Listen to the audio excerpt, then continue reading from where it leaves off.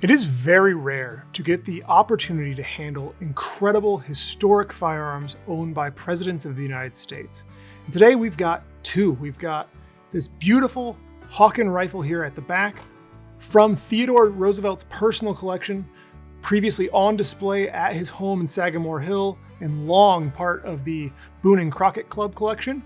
And then at the front, we have his son, Kermit's Parker Brothers 20 gauge VH grade double barrel shotgun. This Hawken rifle is incredible. If you take a look at the rear section of the gun, it's a kind of classic, typical Hawken in its format. The furniture is very similar to what you're going to see on all the iconic Hawken rifles. But when you look at the finer details, you can see there's something special about this gun. One is it's massive. Hawken rifles are already pretty heavy, but this thing has got a nice big, heavy barrel. If you look at the muzzle, it's actually turned down around. And if you look in the muzzle, you'll see it is a massive bore. It's actually a 70 caliber rifle. So when you consider Hawken rifles being made in the mid 19th century, what are you going to need a 70 cal for? Knocking down big game. And this incredible rifle is one of two Hawken rifles from Theodore Roosevelt's personal collection that were attributed to Kit Carson and were part of the Boone and Crockett Club collection for many years until they were sold off in the 1970s. When Theodore Roosevelt was a child, Kit Carson was a legend of the American West. A famous mountain man, part of the Santa Fe Trail, helped guide Americans through the West, participated in the Mexican-American War and the Civil War. The exact kind of man Theodore Roosevelt would look up to and style himself after as he became a man. And years later, in 1915, for his own birthday, Theodore Roosevelt actually went to Tiffany & Company in New York City and bought himself a statue of Kit Carson on horseback with a Hawken rifle. I mentioned a little bit earlier that if you look at parts of this rifle, it is a very typical Hawken rifle. In the style of the iron furniture, if you look at the tangs, set triggers, the trigger guard, obviously the barrel marking is a very important piece, which is S. Hawken St. Louis right here on top behind the very traditional dovetailed notch rear sight. You've got a dovetailed blade front sight, all typical Hawken features. But there's a lot of features on this rifle that make it different than a typical Hawken. If you look at the famous Carson Beale Hawken rifle, the other Hawken rifle from Theodore Roosevelt's collection, you'll see that it's right around 54 caliber. That's pretty typical for a Hawken rifle. That's more than enough to knock down most game in the American West, especially if you're a good shot. It's more than enough to defend yourself with. A very typical caliber for the mid 19th century. This one's a whopping 70 caliber. So somebody who had this rifle built was looking for serious knockdown power, probably at longer range. The exact kind of thing you'd be looking for in a buffalo rifle. Kit Carson actually owned several Hawken rifles during his life in the American West, and he's arguably the most famous user of the Hawken rifle in the 19th century. Several of those rifles he actually gave away to friends. The Carson Beale Hawken rifle that Roosevelt also owned was exactly one of those. Carson gave it to his friend General Beale. And then if you take a look at this rifle compared to the Beale rifle and others, you can see that it's very different in what it was designed for. It's got that turned down muzzle, it's 70 caliber, and it's got another really interesting feature here on the upper tang. So the upper tang is very classic Hawken in shape. Then you've got this lug here for mounting this adjustable peep sight. When you compare that, it's got a 70 caliber barrel, but then it's got precision shooting implements. You might be inclined to call it a target rifle, but 70 caliber isn't something you need for even long range shooting. That ball is going to slow down. What you want here is precision shooting and firepower and knockdown power. And that leads me and others to definitely believe that this rifle was purpose built for somebody wanting to do big game hunting in the American West, like buffalo and bears, something that we know Carson did and something we know Theodore Roosevelt was personally very interested in. So you can see how this rifle would have been something treasured by Theodore Roosevelt. He owned it for many years and he gave it to the Boone and Crockett Club, which he helped form to preserve wilderness spaces in the American West, big game hunting, and just the grandeur of the American West. And this rifle was on display for many years in Sagamore Hill after Theodore Roosevelt's death, before being sold off. And you can see it is an incredibly high condition example of a Hawken rifle and all around a beautiful piece. Theodore Roosevelt clearly idolized and looked up to men like Kit Carson, the other famous users of the Hawken rifle in the American West. You can read about men like Carson in his writings, both his letters privately and his more public writing in his books. And then he himself sought adventure and hardship in the American West, starting in the 1880s, where he goes out and he establishes his own ranch in the Dakotas, and then he comes back to the East to really make a name for himself in national politics, quickly rising through the ranks and becomes President of the United States. During that time frame, he's building a family, and his second son was Kermit Roosevelt. Kermit owned this shotgun at the front, this Parker Brothers very classic 20-gauge shotgun manufactured in 1903, while Roosevelt was in the White House as President of the United States. When I was researching this shotgun, one thing that stood out right away was that manufacture date, 1903, during President Roosevelt's first term in office. But it also stands out because that year was also when Kermit Roosevelt turned 14 years old. We know from looking at letters and the published books of the Roosevelts, including Kermit's own writing, that Kermit had already shot guns prior to then, but they were his father's. He had shot his father's pinfire, which they by then were calling Old Rust Barrel, when he was like 8 years old. But he didn't have a gun of his own as far as we can tell. So this was almost certainly his first shotgun. And who is going to buy a young boy's first shotgun, especially when your father is Theodore Roosevelt? Theodore Roosevelt, right? It makes perfect sense that this would have been a present from father to son. Looking further into the family history, I also found that Ted Roosevelt, the older Roosevelt son, shot his first buck just before he was 14 years old. You can see that in Theodore Roosevelt's own letters, writing to his friends, excited that his son had shot his first buck. So it's very clear that becoming 14 years old in the Roosevelt family was an important milestone, and it showed that they were young men ready to take on the responsibility of owning their own firearms. Another thing we see reading through the Roosevelt family writings, their letters, their books, is that Roosevelt actively encouraged Kermit to become proficient with a shotgun, something Roosevelt claimed he never really did and wished he had before his eyesight started declining. So he was encouraging Kermit to become good with a shotgun. And the Parker Brother is the classic American shotgun of this time period, so a perfect gun to train on a 20 gauge, very useful for a wide variety of small game and birds. Perfect choice for a young hunter. And we see Roosevelt actively encouraging Kermit's interest in hunting.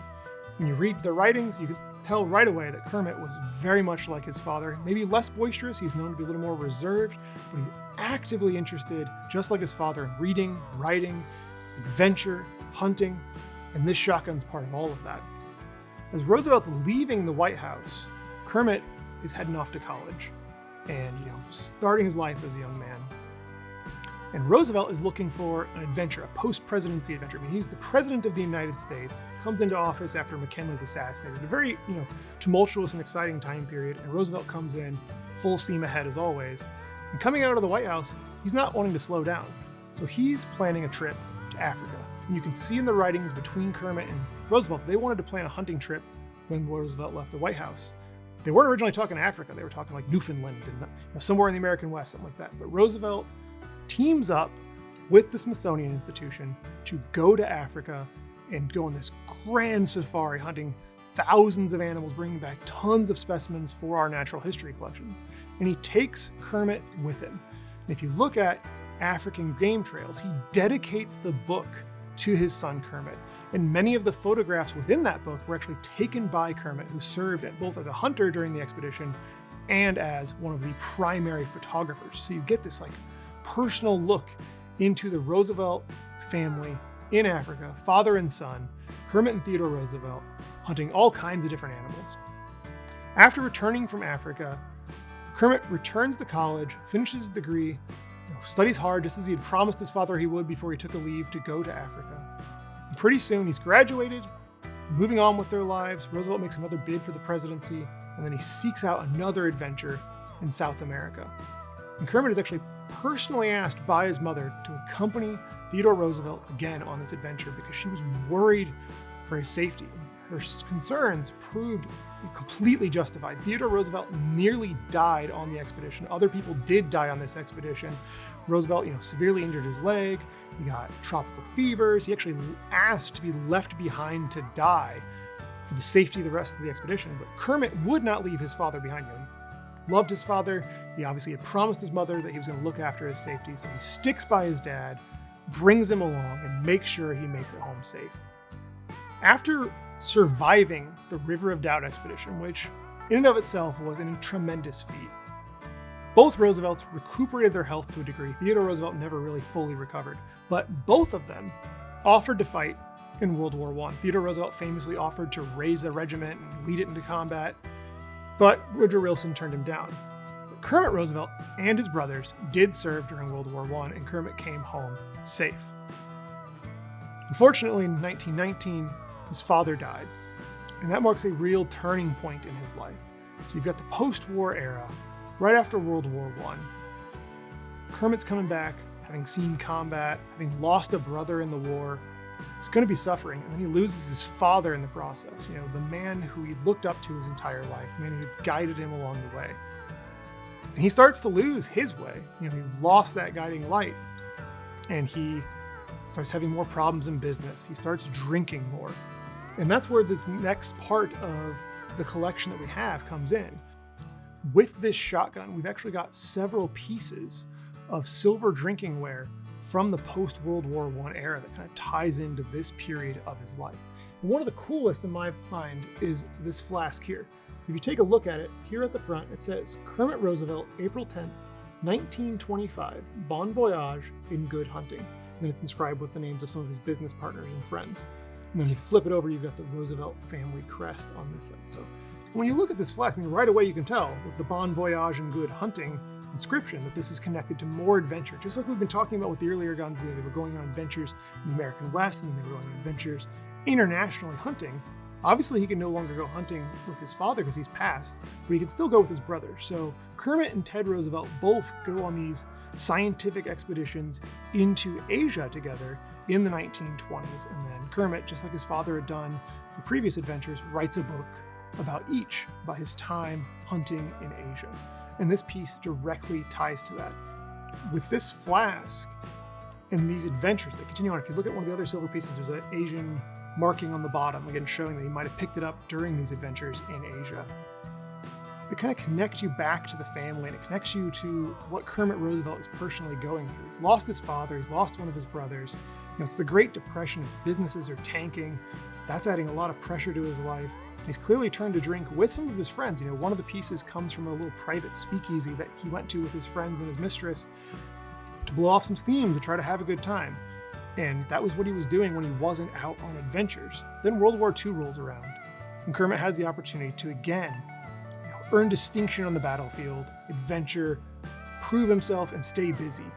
He goes overseas. He actually serves in the British military, participates in a failed invasion of Norway where he serves honorably and helps actually rescue some of the men.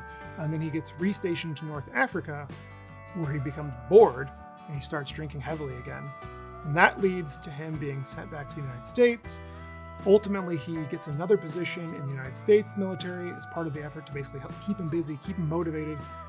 And unfortunately, he ends up in Alaska on this remote outpost, basically on sentry duty where he's bored, continues to drink heavily, and ultimately takes his own life. So these are very personal pieces, for members of the family and people that study the Roosevelts. Kermit's drinking ware alone is very, very historic and valuable and important, and definitely part of his life. You can kind of see, as we've talked through this whole connection between piece by piece, how these all tell a story of the Roosevelt family. We talked about Theodore Roosevelt and his obsession with the West. We've talked about Kermit Roosevelt, his partnership with his father, his adventures, how they were close together, two peas in a pod in many ways with their writings and their hunting and their military service. And then it kind of all falls down after Theodore Roosevelt leaves the picture. It is incredibly rare to have an opportunity to work with and acquire a historic firearm owned by an American president.